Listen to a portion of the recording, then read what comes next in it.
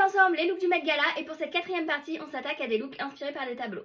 On commence par Madonna dont le look a été imaginé par Anthony Vaccarello pour Saint-Laurent. Il s'inspire du travail de l'artiste surréaliste Leonora Carrington. Le look est pensé dans les moindres détails puisqu'on a 7 dames de compagnie qui viennent compléter le look pour le rendre le plus proche du tableau originel et pour le coup on est totalement dans le thème. On continue avec l'actrice Angela Bassett qui porte une robe rose signée Prabal Gurung. La robe s'inspire du célèbre tableau A Girl in a Pink Dress et pour le coup on est totalement dans le thème. L'actrice Rachel Ziegler s'inspire pour son look du tableau The Execution of Lady Jane Grey en portant une robe sur mesure signée Prabal Gurung, encore une fois. Pour le coup, le look est ultra dans le thème, même si c'est vraiment pas mon look préféré. Hunter Schafer opte pour une robe sur mesure signée Prada qui s'inspire du tableau de Gustav Klimt, Mada Plima Vessi. J'ai probablement écorché le nom du tableau.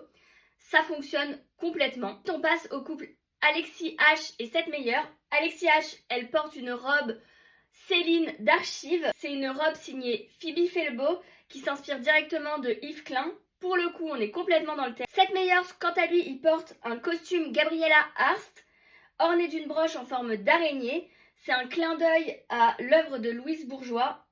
Pour le coup, je suis un peu déçue de voir encore un homme dans un costume noir sur le tapis du Met Gala. On termine avec Blaine Platt qui porte un costume peint à la main réalisé par Tanner Fletcher qui rend hommage au tableau Un dimanche après-midi à l'île de la Grande Jatte qui a lui-même inspiré la comédie musicale de Broadway A Sunday in the Park with George.